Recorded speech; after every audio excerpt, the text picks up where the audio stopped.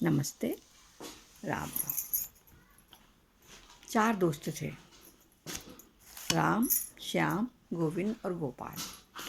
चारों बचपन से एक ही साथ पढ़े थे और उन्होंने 12वीं की परीक्षा भी एक साथ दी थी। जब पेपर हो गए, रिजल्ट आया तो सब एक साथ एक होटल में मिले। बड़ी अच्छे से खाया पिया, बहुत मस्ती करी, खुश थे सब लोग, क्योंकि सबको अब बाहर जाना था पढ़ने, अपनी अपनी पढ़ाई करने। तो चारों ने आपस में सलाह करी कि अपन लोग अब 40 साल बाद इसी जगह पर मिलेंगे।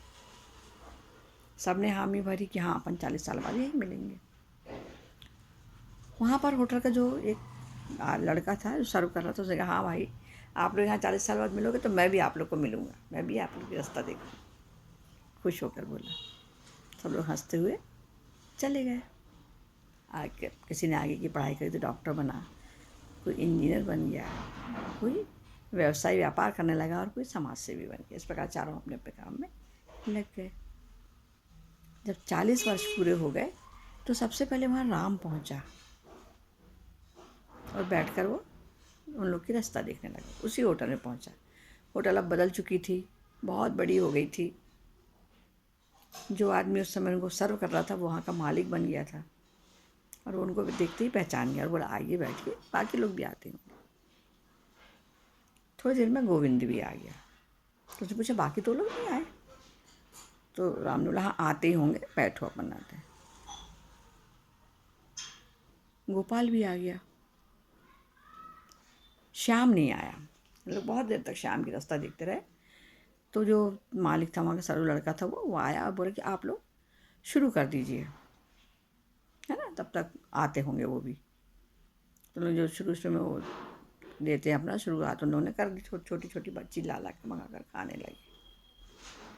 फिर भी वो नहीं आया। 1 घंटा बीत गया। तो उस लड़के ने आके फिर बोला, अब तो बड़ा हो गया था, कि आप लोग खाना खाइए। उनका फ़ोन आया था कि वो थोड़ी देर में आने वाले हैं। तो पहले तीनों बोले, नहीं आज आने दो, फिर खाएंगे। पर जब उसने कहा कि नहीं आप लोग खाओ, तो इन्होंने खाना खाना शुरू कर दिया।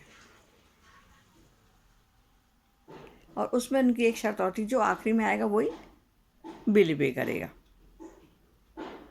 तो बिल पे किसको करना था कायदे से? श्याम को, चूँकि आ ही नहीं था वो। तो इन लोगों ने खाना ना खाया तो उन्होंने कहा बिल अपन दे देते हैं, कोई हर्ज नहीं। तो लड़का आके बोला कि नहीं, आप लोग का बिल भी पेमेंट हो गया है, सब हो गया है। उन्होंने सब पेमेंट कर दिया। पर वो आ रहे तो था ही नहीं। तो लोग जाने लगे भाई लौटते हैं। श्याम पता नहीं क्यों नहीं आ पा रहा। लौटे जैसे ही होटल के बाहर वो लोग पहुँचे, एक कार आकर रुकी। उसमें एक लड़का उतरा। उसने सब तीनों को प्रणाम किया, सबके पैर पड़े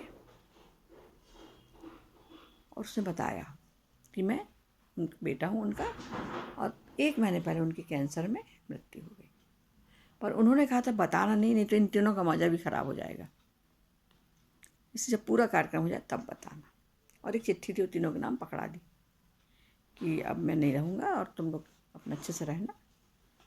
और बोले हम लोग ने, मैंने कहा था पापा से इन लोग को बता दे। तो बोले नहीं, बताओ मत, उन लोग जब मिलेंगे तब आपस में होगा, तभी तुम बता देना। और चूँकि मैं उस समय नहीं जब पहुँच पाऊँगा, मतलब मैं आखिरी सदस्य रहूँगा ना, तो पूरा जितना बिल वगैरह वो तुम पेमेंट करना। तो बोले मैंने पूरा पहले ही पेमेंट कर दिया। वो तीनों ये सुनकर बिल्कुल आश्चर्य में पड़ गया, हतप्रभ हो गई, अरे क्या हो गया। फिर उन्होंने, अपन 40 साल नहीं, अपन बहुत जल्दी जल्दी 40-40 दिन में मिला करेंगे, ताकि हम लोग को एक दूसरे से मिलना होता रहे। तो ये कहानी ये हमें बता रही है, अपन जो सोचते हैं ना आज नहीं कल मिल लेंगे, बाद में बात कर लेंगे, क्या होता है कभी तो मिलेंगे, तो ऐसी रास्ता अपन ना देखें। सबको समय दें, समय पर बात करें। कोई नहीं करता तो हम खुद ही आगे बढ़कर बात कर लें, क्योंकि पता नहीं समय बड़ा बलवान है, कब किसको कहाँ क्या हो जाए नहीं कहा जा सकता।